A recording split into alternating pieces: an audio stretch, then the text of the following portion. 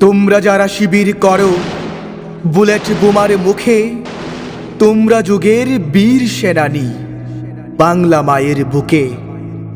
তোমরা দেখাও সত্যনের আলোক পথের দিশা, দূর করে দাও গভীর হওয়া আঁধার অমানিশা। তোমরা জাগাও নতুন রবি এই ধরনের বুকে, অসহায়ের হাসি ফোটাও থাকো তাদের দুঃখে। তোমরা যারা স্বদেশ গড়ার নিত্য কথা বলো, সাহস বুকে শপথ নিয়ে একসাথে পথ চলো।